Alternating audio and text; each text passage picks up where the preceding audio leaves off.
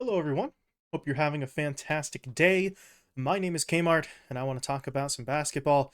And today, we are once again diving into our early off-season preview series, getting down to some of the final teams on the list here as we take a look at each of the 30 teams in the league and ask a couple of questions for those teams about what their immediate sort of needs are, what some of their concerns are heading into the start of free agency and really the most potentially action-packed part of the offseason. So today we are taking a look at one of the worst teams in the league, kind of by design, the Houston Rockets, a squad that has been bad for a couple of years in a row now. They've been tanking and unapologetically so, but we'll see if all that tanking pays off in the near future. For now, though, let's take a look at some of the stats for them. We'll run those up on the screen for you right now. The Rockets go 22 and 60 in the regular season. That put them in 14th place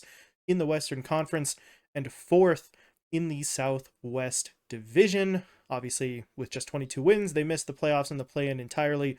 No postseason action for this team. And looking at some of the ratings, we can see why. In terms of offensive rating, 27th in the league. Somehow managed to be even worse on defense at 29th in the league, which puts their net rating at just 28th. So, not fantastic on that front.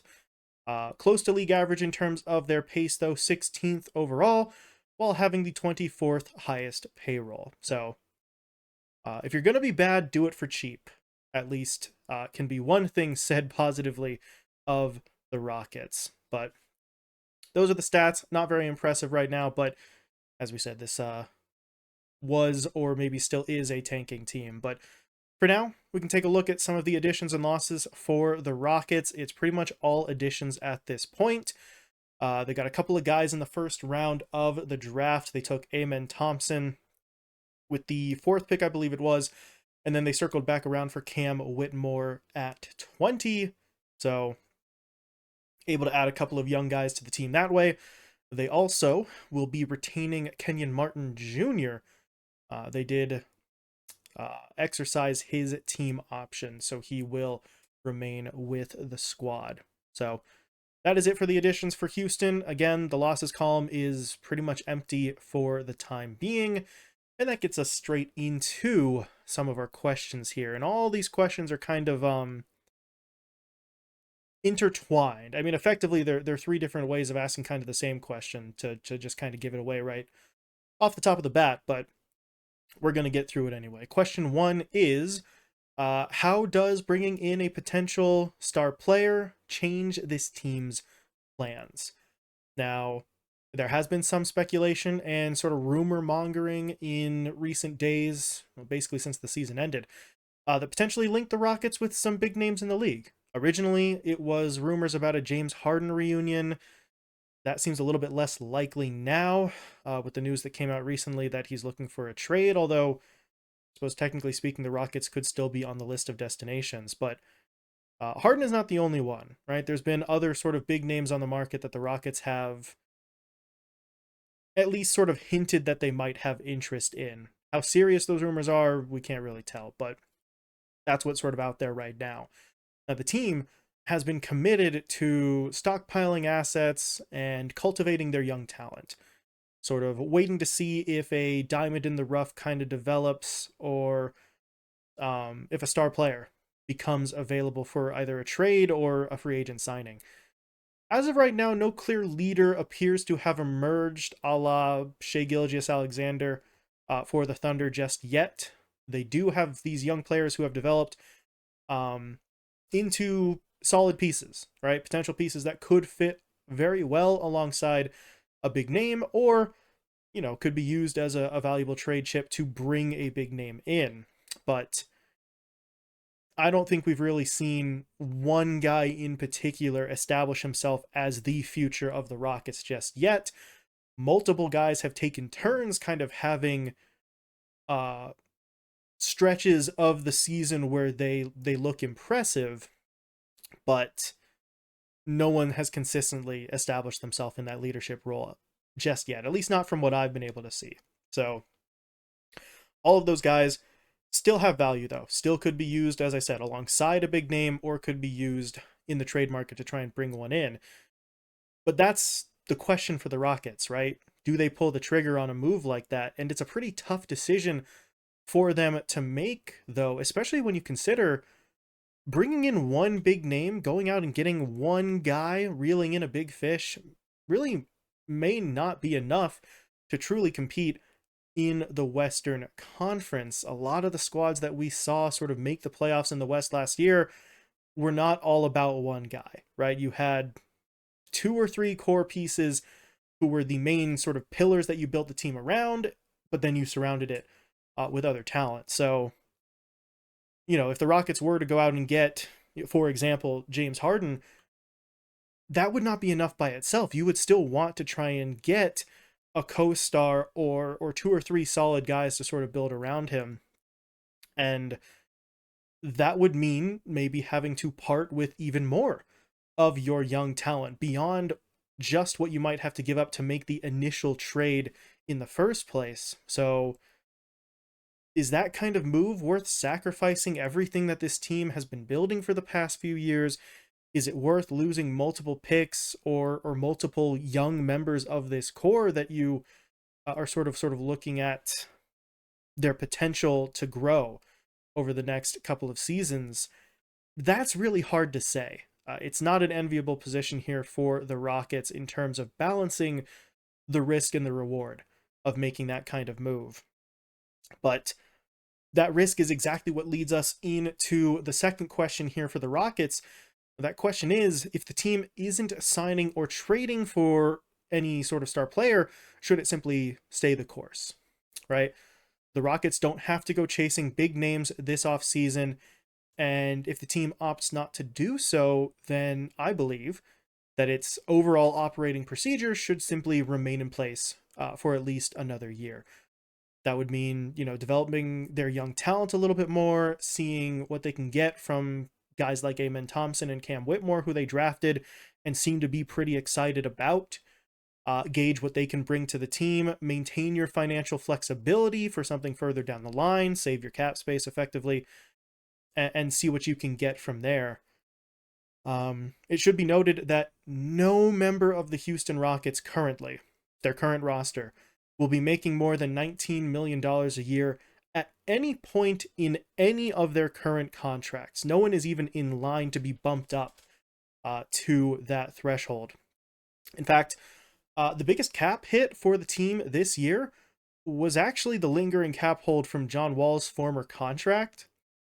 And the second highest was the cap hold from Derek Favors' former contract. So, those don't count when you're sort of looking at the player salaries directly in the list. But in terms of what was hitting them the hardest against their salary cap, it was two guys who don't even really play for them anymore. So both of those numbers are sort of off the books for the most part. So they've got a lot of space and still have a very cheap lineup. If the team wants to try and reel in a big fish in a year or two, then that massive amount of cap space is an asset. And if they don't want to use that money right now to go sign a big player, and one of their young guys on the team currently breaks out into a true bona fide star, we used the example of Shai Gilgeous-Alexander before, let's use it again. If someone on this Rockets lineup turns into an SGA type player, well, then the money you didn't spend to go chase a free agent can now be used to lock that guy down to a long-term extension. So,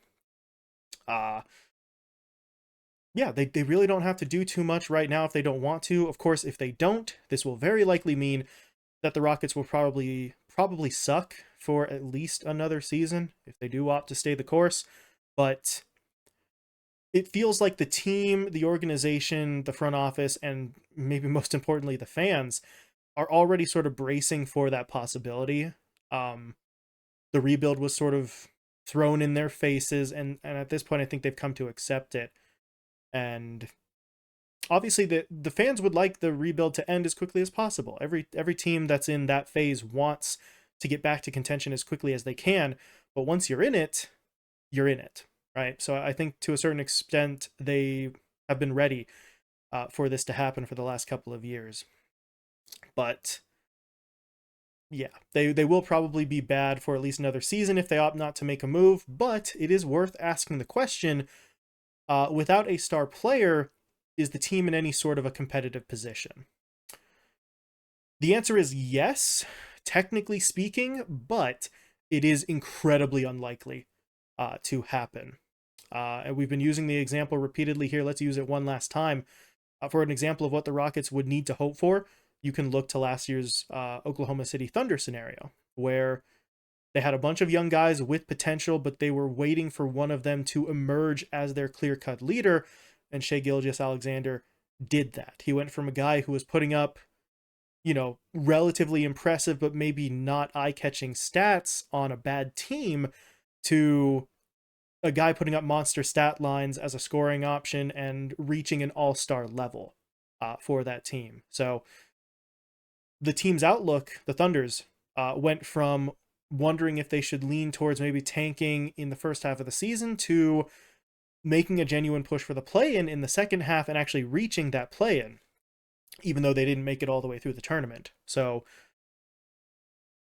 that's the kind of play that the Rockets need to hope for here. They need to hope that one of those young guys on their roster truly emerges as a leader here, in the way that that SGA did for the Thunder, in the way that someone like Paolo Banchero just did for the Wizards, or not the Wizards, the Magic, excuse me, in his rookie season.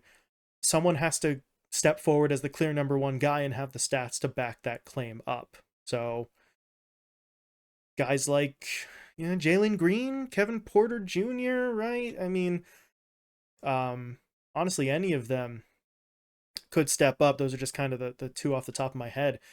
It is possible, absolutely, but it's also very unlikely. So if you're the Rockets, hope that it happens, but probably plan for it not. And that's really the best that they can do. The Rockets are in a very terrible position.